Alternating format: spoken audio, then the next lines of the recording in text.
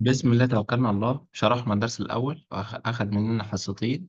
الناس اللي ما تعرفش الكلام ده ترجع للفيديوهات، هتلاقي مشروح مشروح الدرس الأول على فيديوهين، تسمعهم كويس وتشوفهم وتذاكرهم. تمام. النهاردة إن شاء الله هندخل على الدرس التاني. الدرس التاني بعنوان العلاقة والدالة. ايه الموضوع ده يا مستر؟ موضوع مهم جدا ومكمل معاك لحد ما تخلص رياضة. يعني عليك اولى ثانوي وعليك تانية ثانوي، ولو انت كملت رياضة ان شاء الله فعليك تالتة ثانوي. تمام تمام. ايه موضوع العلاقة ده؟ بص يا سيدي، العلاقة في الرياضة هي شيء معين بيربط ما بين السين وما بين الصاد. شيء معين بيربط ما بين السين وما بين الصاد. هتيجي تقول لي بس ايه بقى الشيء المعين ده؟ حسب، بيختلف. ممكن العلاقة تبقى كالتالي: ان السين اكبر من الصاد، دي اسمها علاقة، تخيل. او السين اقل من او يساوي الصاد مثلا، دي برضو اسمها علاقة. او السين زائد الصاد بتساوي رقم معين ايا كان، بتساوي 3، دي اسمها علاقة. او مثلا س ناقص ص بتساوي 19، دي برضو اسمها علاقة. يبقى العلاقة حاجة بتربط ما بين السين وما بين الصاد، زي علاقتك انت مثلا وابن خالك. ايه علاقتك؟ هو ابن خالي يا مستر. دي علاقة ما بينكم انتوا الاتنين. يبقى السين والصاد كمان ما بينهم علاقة. اه، العلاقة دي على شكل ايه بالظبط؟ على حسب المسألة، ممكن تبقى أكبر أقل، ممكن تبقى جمع طرح، ممكن تبقى أي حاجة من الكلام ده. تمام تمام. اديني بقى مثال يا مستر عشان نثبت مفهوم العلاقة. جه بيقول لك السين بتساوي 2 و5، والصاد بتساوي 1 و4 و7، وكانت عين علاقة. هو اللي قال لك إن عين علاقة من سين راحت لصاد. كلام جميل جدا. تعني إن ألف أقل من الباء. لو سمحت، السؤال بقى بيقول لك اكتب بيان عين ومثلها بمخطط سهمي وآخر ديكارتي. واحدة واحدة بقى عشان إيه؟ نفنن في المسألة ونشوف الحالة هنحل إزاي. أولا مخطط سهمي والمخطط ديكارتي أخدناه الحصة اللي فاتت، ولكن هنشرحه مرة كمان عشان جالنا أهو قصادنا. تمام. يعني ايه اكتب بيان عين؟ اكتب بيان عين هتروح تكتب لي العين بتساوي وتعمل مجموعة، وجوه المجموعة اتفقنا لازم يبقى فيه زوج مرتب. يبقى دايما اكتب بيان العلاقة، تعمل مجموعة، وجوه المجموعة ايه؟ زوج مرتب يا بيه. تمام. طب وهكتب ايه بقى جوه يا مستر الدنيا دي؟ هقول لك انا دلوقتي. لما نقبل دلوقتي عماد ومحمد شعبان، اهو جوه العلاقه يا ترى هنكتب ايه؟ مش هو مديك ان الف اقل من الباء؟ اه. امسك الالف. فين الالف ده يا مستر؟ الالف هو عناصر السين اللي هو الاثنين والخمسه. خليك في الاثنين الاول. يا ترى الاثنين اقل من الواحد؟ الاثنين اقل من الواحد؟ حد يرد عليا لا. يبقى ما ينفعش اروح اكتبها. طب الاثنين اقل من الاربعه؟ حصل، يبقى ينفع اروح اكتبها. طب الاثنين اقل من السبعه؟ اه، يبقى ينفع اروح اكتبها. وكده نبقى خلصنا ايه بالظبط؟ خلصنا الاتنين. نروح للخمسة ونعمل نفس الكلام. العلاقة تحت بيقولك إن الألف أقل من الباء، فتسأل أنت الخمسة أقل من الواحد؟ ما حصلش، يبقى لا تنتمي لبيان العلاقة. طب الخمسة أقل من الأربعة؟ لا، يبقى ما ينفعش أروح أكتبها. طب الخمسة أقل من السبعة؟ طبعا الخمسة قليلة من السبعة، أروح أكتبها. وكده يبقى المسألة خلصت. يبقى بيان العلاقة هو مجموعة جواها زوج مرتبة، الاتنين والأربعة والاتنين والسبعة والخمسة والسبعة. اشمعنى دول بالتحديد؟ عشان بيحققوا العلاقة اللي معانا إن الألف أقل من الباء. تمام، موضوع سهل وجميل. طب ادخل بقى في اللي بعده يا مستر. ازاي نمثل الكلام ده بمخطط سهمي؟ المخطط السهمي يا ابطال انك بتعمل مجموعه كده وبتكتب عليها السين، وتعمل مجموعه هنا وبتكتب عليها الصاد. السين فوق 2 و5، تكتب هنا 2 و5. الصاد جواها 1 و4 و7، هتكتب جوه الصاد 1 و4 و7. خلوا بالكم يا أبطال، منهج تالتة إعدادي أسهل بكتير جدا من منهج تانية إعدادي للناس اللي ذاكرت في تانية يعني. الناس اللي ذاكرت، أنا بتكلم الناس اللي ذاكرت المنهج. واللي ذاكر في تانية إعدادي ده خلاص بقى باشا، عشان تانية إعدادي دي يعتبر أهم سنة دراسية. يعني في كل السنين من ابتدائي لحد ما تخلص رياضة، أهم سنة كانت تانية إعدادي. فاللي ذاكر تانية إعدادي كويس يطمن 100% في تالتة، يطمن. تعال نشوف بقى الأسهم هتروح فين. الاتنين مع ازاي الأربعة، بتاخد فين؟ يبقى الاتنين راحت مع الأربعة. لو مين بس اللي متعصب بس؟ إيه يا حنان؟ أنا عاملة صوت ليه؟ ماشي. يبقى الاتنين راحت للأربعة، والاتنين هتروح للسبعة، والخمسة تروح للسبعة، ادي الخمسة راحت للسبعة. وكده نبقى خلصنا المخطط السهمي. طب المخطط الديكارت بقى يا مستر، المخطط الديكارت للناس اللي ذاكرت معايا الحصة اللي فاتت ومش داخلة وبس كده وبتدخل تستفيد، بتعمل مجموعة هنا كده وبتعمل مجموعة هنا كده. ايا كان الشكل ده، ممكن تخليه شكل بيضاوي زي ما انا خليته كده، ممكن تخليه مستطيل، مش هيفرق الشكل. بتكتب هنا السين وبتكتب هنا الصاد. السين جواها اتنين وخمسة، راح اكتب اتنين وخمسة. الصاد جواها واحد واربعة وسبعة، تكتب واحد واربعة وسبعة. وبعدين بالقلم الرصاص، وبتاخد خطوط كده، واحد اتنين تلاتة، وهنا واحد اتنين. أول نقطة دي كام وكام؟ اتنين وواحد. طب النقطة اللي فوق دي كام وكام؟ اتنين وأربعة. طب النقطة دي كام وكام؟ اتنين وسبعة. طب النقطة دي كام وكام؟ النقطة دي هنزل تحت، خمسة وسبعة. طب النقطة دي كام وكام؟ خمسة مع الأربعة. طب النقطة دي كام وكام؟ خمسة مع الواحد. وخلصت الحدوتة. كده نبقى احنا كتبنا بيان العلاقة، وكمان كتبنا المخطط السهمي أو مثلنا المخطط السهمي، ومثلنا المخطط الديكارتي أو اسمه المخطط البياني. لو سمحت، لو تمام قول لي تمام. افتح المايك وقول لي تمام يا مستر، والدنيا سهلة بإذن الله. تمام يا تمام يا مستر. مستر. تمام. الله أكبر، الله أكبر. الله على مستر تمام قوي يا مستر، دي بتحسسني بثقة الطالب. الله أشكرك. ها ويا مستر إيه؟ الحصة بادئة من امتى؟ الحصة بادئة من الساعة 3 ودقيقتين، 3 و3 دقايق كده. ممكن يا مستر تعيد الأول حاجة عشان لسه محضرتش، لسه خليكي داخلة. خليكي معانا، هنشرح أمثلة تانية زي المثال اللي احنا أخدناه. ماشي؟ وداخلة متأخر ليه؟ أنا مكنتش أعرف، أنا ببص لقيتك بعت اللينك ده دلوقتي. أنا قاعد من امبارح وقاعد أقول في حصة مجانية يا جماعة، في حصة مجانية والله الساعة 3. يا جماعة في أنا حصة بحسبه مجانية امبارح. وشيروا اللينك. ماشي. أنا بحسبه امبارح. ماشي. السين يا أبطال زي ما أنت شايف المسألة الجميلة، والصاد هكذا، وكانت عين علاقة من سين إلى صاد. طب اديني العلاقة بقى يا مستر، هو مديها لي إن ألف زائد باء بيساوي 6، فلازم أمشي على كلامه إن أنا هجمع عنصر من السين على عنصر من الصاد يديني 6. طب لو اداني 5 يبقى غلط، لو اداني 7 يبقى غلط، لازم يديني 6. ماشي.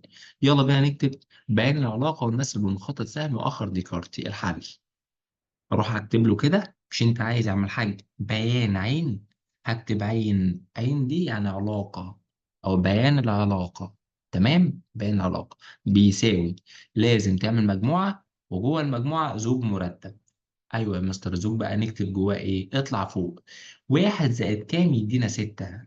هو اللي قال لك اهو 6. واحد زائد 5، يبقى الواحد مع الخمسة.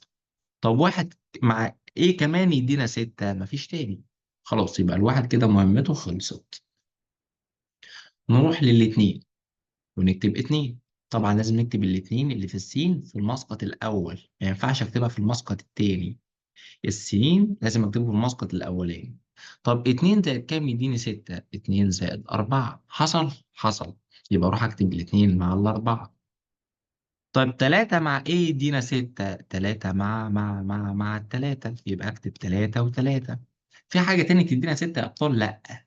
الواحد مع الخمسة، والاتنين مع الأربعة، والتلاتة مع التلاتة. كده أنا خلاص كتبت بعين عين وخلصت مسألتي. نيجي للحاجات بتاع كي جي 1 وكي جي 2، ألا وهو المخطط السهمي والمخطط البياني. مخطط سهمي. ايه المخطط السهمي ده يا مستر؟ ادي يا سيدي، تكتب هنا كده مجموعة السين، تعمل هنا مجموعة الصاد. مجموعة السين واحد اتنين تلاتة، واحد اتنين تلاتة. مجموعة الصاد تلاتة أربعة خمسة ستة، تلاتة أربعة خمسة ستة. كتبت يا مستر المجموعة الأولى وعملت المجموعة التانية. الواحد راحت لإيه؟ للخمسة يا بيه، تعمل كده ولازم تعمل السهم. الاتنين مع الأربعة، الاتنين تروح مع الأربعة ولازم تعمل السهم. التلاتة مع التلاتة، التلاتة مع التلاتة، وخلصت الحدوتة. طيب ده بالنسبة للمخطط السهمي. المخطط الديكارتي أو البياني بنمثله إزاي؟ يلا بينا نشوف يا سيدي. أدي المخطط البياني. تعمل كده مجموعة تحت، ومجموعة فوق. المجموعة اللي تحت هي السين. السين جواها ايه؟ واحد اتنين تلاتة يا بيه. الصاد جواها تلاتة أربعة خمسة ستة، تلاتة أربعة خمسة ستة. وبعد كده بتبدأ تمثل خطوط القلم الرصاصي الجميل. ادي واحدة واحدة. واحد اتنين تلاتة أربعة. واحد اتنين تلاتة. ده الكلام ده بالقلم الرصاصي للشياكة. فين بقى المخطط البياني؟ هي النقطة دي والنقطة دي ودي ودي ودي ودي ودي. والنقاط دي كلها أبطال. أيوة يا مستر، فين بقى الحل بالتحديد؟ الحل بالتحديد هي الأزواج المرتبة اللي أنا حددتها فوق، يعني الواحد مع الخمسة. فأمسك الواحد وأطلع للخمسة أهو. النقطة دي الواحد مع الخمسة. والاتنين مع الأربعة تيجي عند الاتنين وتطلع للدور الرابع.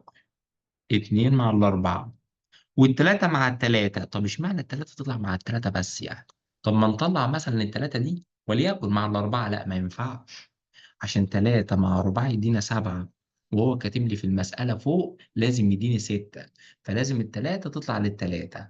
واحد يختصر الكلام ده كله ويقول لي يا مستر أنا رسمت بسرعة، وبعد ما رسمت عملت ثلاث نقاط بس، عملت النقطة دي واحد اتنين تلاتة. أقول له أنت ممتاز وحلك صح 100%. طالما في ثلاث نقاط وثلاث أسهم وثلاث أزواج مرتبة يبقى أنت حلك كده فوق الممتاز. كلام جميل كلام جميل. نرجع هنا يا أبطال. في نقطة بس إيه ما تكتش عليها نتك عليها. هنا بعد ما رسمنا الأزواج المرتبة دي كلها المفروض نحدد اللي معايا في العلاقة فقط.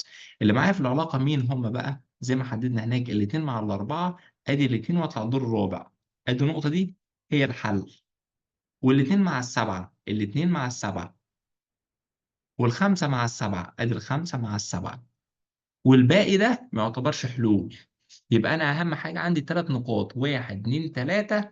اللي هم ثلاث اسهم دول برضو واحد اتنين تلاته. اللي هم برضو ثلاث ازواج مرتبه دول واحد اتنين تلاته. طب دول لو اربعه يبقى اربع اسهم يبقى اربع نقاط. زي هنا برضو كذلك تلاته تلاته تلاته. يلا بقى نشوف كمان مثال. يلا بينا يا سيدي. بيقول لك هنا بقى انا مش هصدعك بالسين والصاد. انا هجيب لك سين واحده بس وانت اشتغل عليها. وريني يا مستر. ادي السين هنا يا ابطال بتساوي سالب اتنين سالب واحد، وادي الصفر وادي الواحد وادي الاتنين. وبيقول لك عين علاقه من سين او عين علاقه على سين، حيث الالف علاقه للباء، تعني ان الالف معكوس جمعي للعدد باء. واحدة واحدة بقى عشان أعمل لك ترانسليت للكلام ده. عايز منك إيه؟ نفس الكلام. اكتب بيان عين. اكتب بيان عين ومثل بمخطط سهمي وآخر ديكارتي. واحدة واحدة. صلى على النبي. اللهم صل وسلم وبارك على رسول الله. أروح أقول له الأول فين الصوت؟ مفيش صوت. هي السين على نفسها. يعني السين والصاد تعتبر مجموعة السين أيضا. تمام. طب فين العلاقة بقى يا مستر؟ العلاقة مثلا في المسألة اللي فاتت كانت ألف زائد باء بستة. طب المسألة دي فين هي العلاقة؟ هي دي أبطال العلاقة. إيه ده يا مستر؟ هو ينفع العلاقة تبقى مكتوبة لفظيا باللغة العربية كده؟ آه ينفع. العلاقة بتقول إيه؟ إن ألف معكوس جمعي للعدد باء. اه يعني ايه معكوس جمعي؟ معكوس جمعي يعني بتعكس الإشارة. معكوس جمعي يعني بتعكس الإشارة. فأنا هكتب له العين بتساوي. هكتب سالب اتنين وأعكس إشارتها. سالب اتنين لما تيجي تعكس إشارتها بإيه؟ بموجب اتنين. وتاخد العنصر اللي بعد كده اللي هو سالب واحد. هتكتب سالب واحد وتعكس إشارته. سالب واحد لما تيجي تعكس إشارته يبقى إيه؟ موجب واحد. هتاخد الصفر وتعكس اشارته. ايه ده يا مستر؟ الصفر لما اجي اعكس اشارته هو هو الصفر، فانا هكتب صفر وصفر. ندخل بعد كده للواحد. الواحد لما نيجي نعكس اشارته يبقى ايه؟ سالب واحد. وهكذا الاتنين وسالب اتنين وخلصت الحدوته. واحد دلوقتي يقول لي يا مستر انت كاتب هنا سالب اتنين واتنين وهنا كاتب اتنين وسالب اتنين. طب ما هي هي. لا مش هي هي. راجع الحصة الأولى اللي احنا أخدناها. قلنا الزوج المرتب الترتيب فيه مهم. فسالب اتنين واتنين غير اتنين وسالب اتنين. كده احنا عملنا ايه؟ كتبنا بيان عين. ازاي نمثل مخطط سهمي؟ المخطط السهمي يا أبطال في تلك الحالة إن مكتوب سين واحدة بس مفيش صاد أصلا. فيا ريت ما تعملش مجموعتين، اعمل مجموعة واحدة بس عشان في سين واحدة بس. لكن في المثال اللي فات كان في س في صاد، فأنا عملت مجموعة للسين ومجموعة للصاد، يبقى في مجموعتين برسم مجموعتين. طب في مجموعة واحدة يفضل إنك ترسم مجموعة واحدة بس، تكتب فوقها كده السين. فيها إيه بقى المجموعة دي؟ فيها -2، هكتب كده -2، وفيها كمان -1، هكتب -1، فيها صفر وفيها واحد وفيها اتنين، تكتبهم في أي أماكن براحتك. وبعد ما تكتبهم، كل رقم من دول بتمثله بنقطة،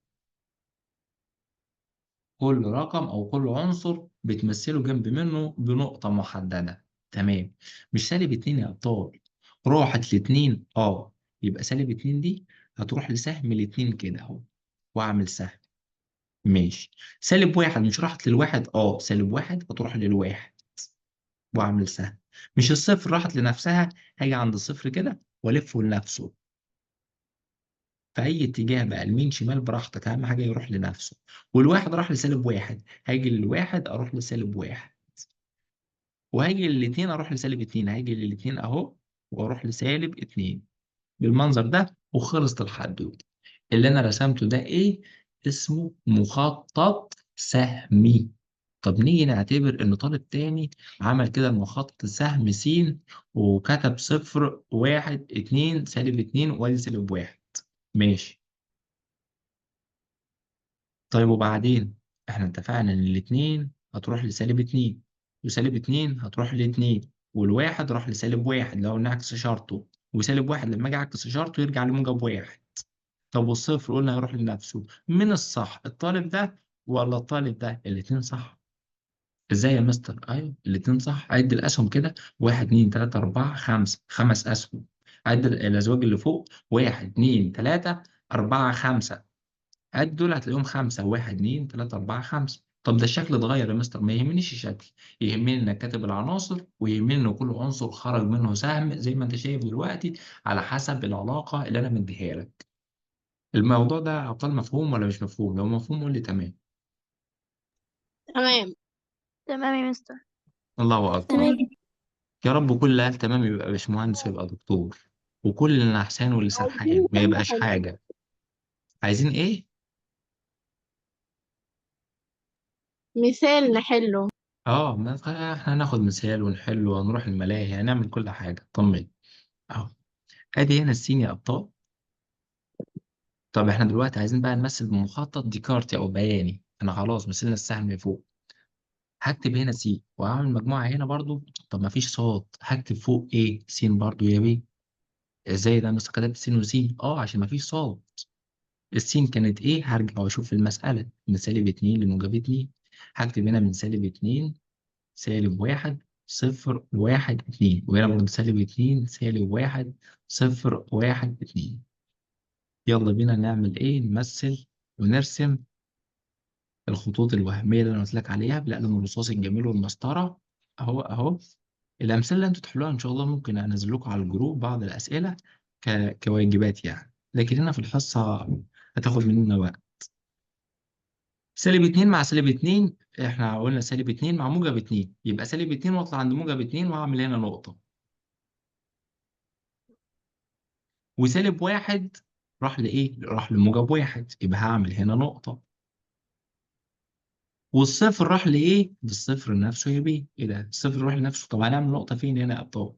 الصفر واطلع عند الصفر. اهو الصفر اهو، وطلعت فوق عند -2 -1 عند الصفر. اول ما وصلت صفر وصفر هعمل نقطة، هكتب له هنا صفر وصفر. وبعد كده الواحد مع -1، الواحد واطلع فوق عند -1. والاتنين تطلع مع -2، وهو ده الحل: 2 وسالب 2. 5 نقاط: 1 2 3 4 5، 5 نقاط، 5 أسهم، 5 أزواج مرتبة. يبقى أنا حلي سليم. سيبيرو أوكي. صلى على النبي يا بيه، اللهم صل وسلم وبارك على رسول الله. يلا بينا كمان نشوف مسائل أو مسألة ونغير شوية في الحدوتة. مديك هنا السي ب0 1 2 3، والصاد ب0 1 2 3 4 5 6. وبيقول لي كانت عين علاقة من س إلى ص تعني ألف علاقة الباء تعني، أيوة اديني العلاقة بقى: ألف بنص باء. هي دي اللي أنت هتحل من خلالها. ألف بنص باء هي مفتاح الحل. اكتب بيان عين ومثل بمخطط سهمي وآخر بياني زي الأمثلة اللي احنا أخدناها اللي فاتت. واحدة واحدة آدي الحل. يعني ايه ألف بيساوي نص باء؟ بص يا سيدي، تروح للألف اللي هو بصفر وتشوف نص إيه يديك صفر، نص الصفر يديك صفر، صح ولا لأ؟ صح. يبقى نص الصفر اداني صفر، يبقى أول حاجة أروح أكتبها هي صفر مع الصفر. دي تحقق العلاقة؟ اه بتحققها ونص كمان، إن الصفر نص الصفر. تمام. ادخل على اللي بعده يا سيدي، امسك العنصر اللي بعده، عايز الواحد. الواحد ده مع ايه؟ يا ترى نص الايه هنا من الصاد يديك الواحد. نص الايه؟ نص الاتنين. مش نص الاتنين واحد؟ اه اهو نص الاتنين هيديني واحد، يبقى الواحد مع الاتنين. طب تعالى الاتنين، انا هكتب اتنين، نص الايه يديك الاتنين، نص الاربعة. يبقى الاتنين مع الاربعة، الاتنين مع ايه؟ مع الاربعة. اشمعنى يا مستر؟ عشان هو بيقول ان الالف في نص الباقي. المكتوب الأول بيبقى نص التاني، الواحد نص التاني، والاتنين بنص التاني. طب تعالى بقى، حد شاطر يجاوب كده التلاتة مع إيه؟ الستة. والله والله ممتازين، وأبغى أعطيك سيارة هدية أو جوال هدية. كده إحنا خلاص كتبنا بيان عين. مثل المخطط السهمي. يلا بينا نشوف يا سيدي. أدي المخطط السهمي. تعمل هنا كده السين، وهنا الصاد. أنا كبرت الصاد شوية عشان الصاد مليان عناصر. السين صفر واحد اتنين تلاتة، الصاد صفر واحد اتنين تلاتة أربعة خمسة ستة. وقلنا الصفر مع الصفر، وقلنا الواحد مع الاتنين، وقلنا الاتنين مع الأربعة، والتلاتة مع الستة. خلاص خلص المخطط سهل. مثال المخطط البياني. أدي البياني. قلت لك هنا السين، السين جواها صفر واحد اتنين تلاتة، والصاد طول فيها براحتك. عشان كده كده الصاد معاك ايه؟ من صفر لحد ستة. طب اكتب صفر تحت ولا فوق؟ ما تفرقش يا ابطال، تخيل. يعني لو كتبت من صفر لستة صح، او كتبت من ستة لصفر صح. ازاي ده يا مستر؟ اه عشان دي مجموعة، والمجموعة الترتيب فيها غير مهم زي ما وضحت في اول حصة. عشان كده اللي شاف الحصة الأولى وشاف الحصة التانية وجاي يحضر التالتة ده أكتر شخص بيستفيد. صفر واحد اتنين تلاتة أربعة خمسة ستة. قلمك الرصاص الجميل، خد لي الخطوط الوهمية. أدي واحد اتنين تلاتة أربعة خمسة ستة سبعة، وأنا كذلك واحد اتنين تلاتة أربعة. أه فين الحل؟ قلنا الصفر مع الصفر، الصفر مع الصفر.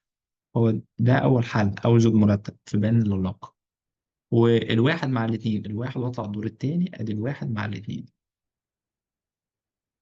وإيه كمان؟ والاتنين مع الأربعة. ادي الاتنين واطلع مع الاربعة. حاضر اهو الاتنين مع الاربعة، والتلاتة والتلاتة مع مع الستة. الستة، التلاتة مع الستة فوق، وخلصت الحدوتة.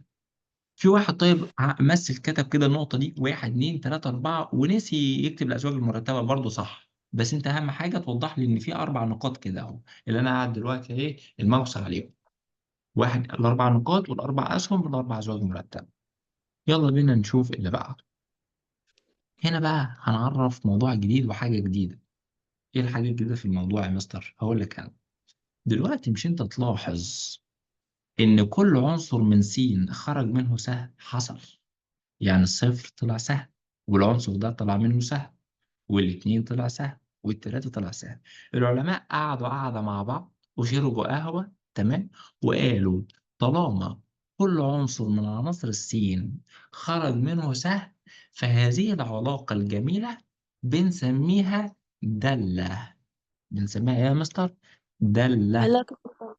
يبقى هذه العلاقة تمثل دالة. حتى في بن اسمه بن الدالة برضه. تمام تمام. يبقى ليه العلاقة اللي فاتت دالة؟ ما هو السبب؟ أو أذكر السبب. يجي لك طبعا، مش يجي لك، ده هيجي لك. تمام، ده سؤال مشهور كده كده، سؤال امتحانات.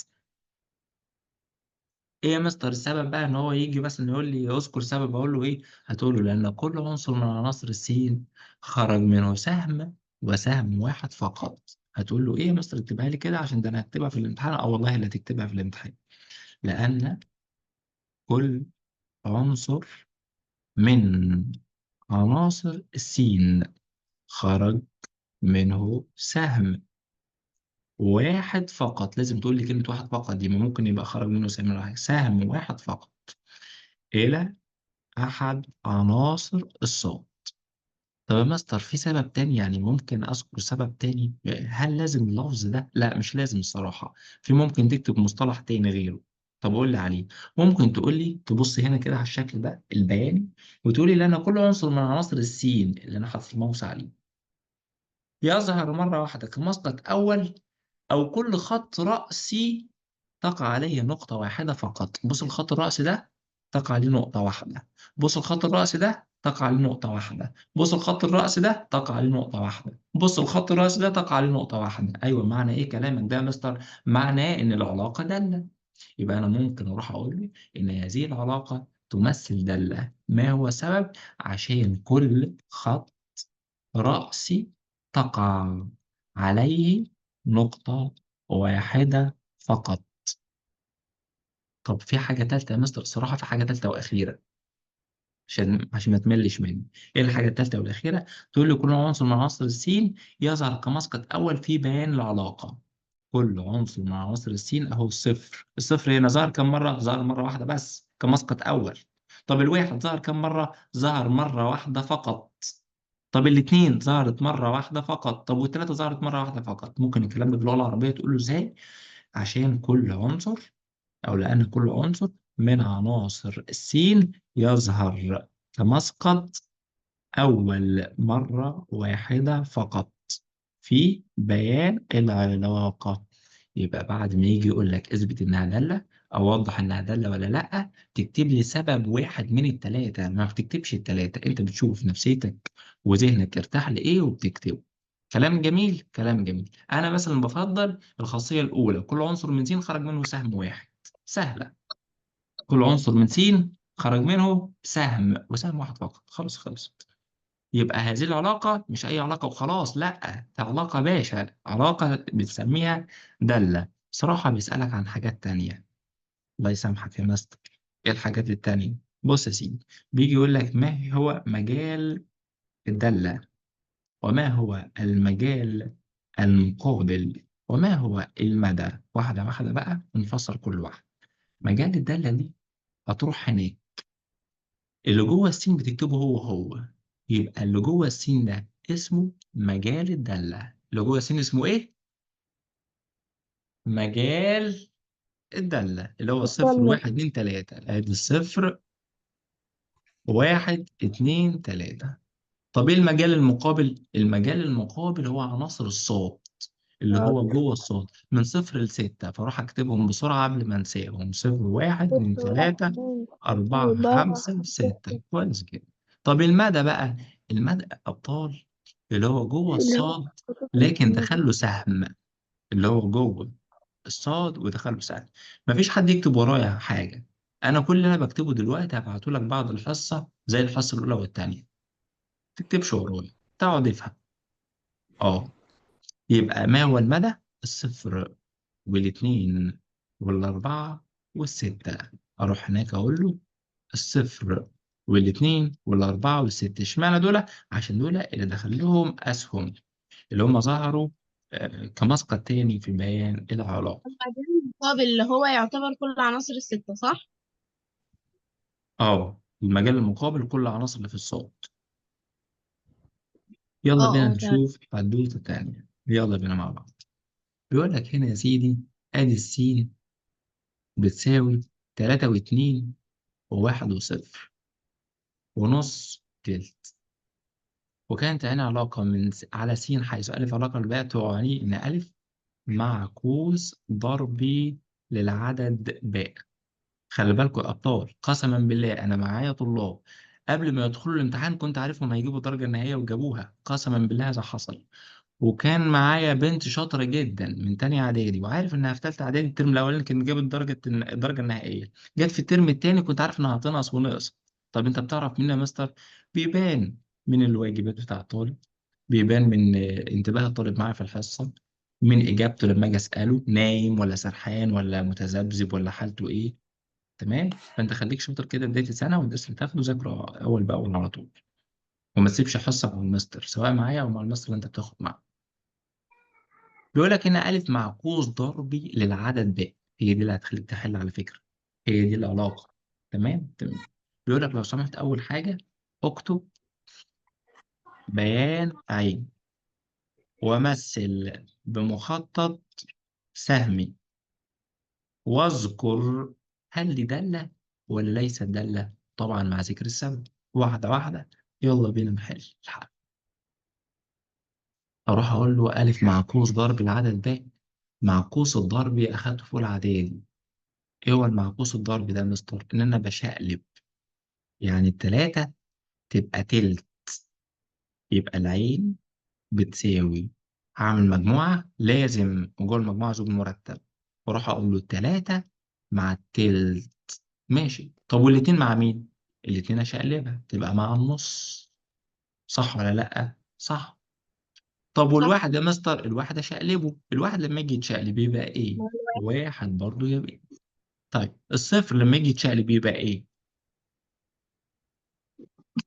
ما ينفعش. صفر. ما والله ما ينفع، مم. والله ما ينفع، الصفر ما ينفعش يتشال. ايه ده يا مستر عشان ليس بجد؟ له. اه لا، ليس له معنى، بنقول عليه كمية غير معرفة. يبقى الصفر مع حاجة؟ لا. فراح اقول له يا صفر انت مش معايا، ما تزعلش مني، هما اللي قالوا لي كده ان الف معكوس ضرب العدد باء وانت مالكش معكوس ضرب، فابعد عني يا سيدي. واروح بعد كده اللي بعد الصفر اللي هو النص، هكتب النص واشقلبها النص مع الاتنين. وبعد كده اروح للتلت، التلت مع هشقلبها تبقى التاني. تلاتة، وخلصت الحدوتة. كتبت الكلام ده ازاي؟ ان الف معكوس ضرب العدد باء، فالتلاتة مع التلت والاتنين مع النص والواحد مع نفسه والصفر ملوش. طب ماشي مثلا، حلو. مثل بقى بمخطط سهمي. حاضر، انا ماشي ورا كلامه حاجة حاجة. مخطط سهمي المفروض اعمل س واعمل ايه؟ اعمل صاد، ولكن طالما ما فيش صاد مش هتعب نفسي، هعمل مجموعة واحدة فقط واكتب فوق منها كده اللي هي السين. ايه العناصر اللي معايا؟ 3 2 1، ادي 3 2 1 0 ونص وتلت. انا هكتب تلت قدام التلاتة ونص قدام الاتنين عشان يبقى الشكل جميل. وكل رقم او كل قيمة كده بتعمل ايه؟ جنبها نقطة بتمثل هذه القيمة. حلو، جميل جدا موضوع النقاط ده والشرح التفصيلي ده. التلاتة يروح للتلت والتلت يروح للتلاتة، والاتنين تروح للنص والنص تروح للاتنين، والواحد يروح لإيه؟ لنفسه يا دلوقتي. بيه، والصفر ما يروحش لحاجة. الصفر خليه حزين كده. إيه رأيكم نكتب هنا صفر، بدل ما النقطة دي مثلا واحد يحسبها نقطتين جنب بعض، نكتب هنا صفر باللغة دي وخلص الحق. لسه بقى باقي تكة، بقى حاجة بسيطة. بيقول لك واذكر، دي دالة ولا ليست دالة؟ تعال نشوف. هو كل عنصر لا. من السين خرج منه سهم، ولا في واحد، ولا في صفر هنا حزين ما خرجش ليس منه لا أسهم؟ دل. الله ليس عليك. لا دل. يبقى ليست هذه العلاقة، هذه العلاقة ليست دالة. ليه يا لأن مستر؟ العنصر صفر ينتمي أيوه للسين. شاطرة، لأن العنصر أهو صفر حزين وينتمي لسين، ولم يخرج ليس منه أسهم، ولم يخرج منه منهم. أي أسهم، أو ما خرجش منه حاجة. الكلام ده مفهوم يا أبطال ولا صعب؟ مفهوم أوي. طب الله مفهوم يا أكبر، مستر. كلام جميل جدا. يلا بينا نشوف اللي بعده يا سيدي. جه برضو في محافظة بني سويف وسوهاج وجاب لهم السؤال ده، قال لهم السين أهي -3 1 4. خلي بالك أنا خلصت الدرس، الحصة الجاية هدخل في الدرس اللي بعده بإذن الله. السين وادي الصاد، ماشي. بيقول لك لو سمحت اكتب بيان عين، وهل هي دالة ولا ليست دالة؟ ماشي، وطبعا هتعلل السبب. وقيمة السين يا ترى بإيه لو السين والاتنين ينتمي لبيان عين؟ خليني بقى أوضح لك السؤال واحدة واحدة. وهو راسم لك كده -3 مع الواحد، -3 مع التمانية، والواحد مع الاتنين، والأربعة مع الأربعة. ماشي، يلا بقى نشوف مع بعض. هو بيقول لك اكتب بيان عين، هروح أفتح مجموعة زي ما اتفقنا، وجوه المجموعة زوج مرتب. الزوج المرتب الأول -3 مع الواحد، -3 مع التمانية، والواحد مع الاتنين، والأربعة مع الأربعة. واقفل عليهم وخلصت. دي دالة ولا ليست دالة؟ ليست. دالة. علل ما هو السبب. لأن -3 دي تنتمي للسين. أيوة، ما هو وهي مالها يعني؟ أيوة، ما هو أنا بحدد لازم العنصر يبقى ينتمي للسين. ما -3 دي تنتمي للسين. أيوة يا مستر، مالها بقى -3؟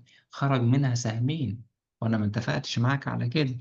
أنا قلت لك لازم يخرج سهم وسهم واحد فقط. يبقى تقول لي أنا -3 تنتمي للسين وخرج منها سهمان.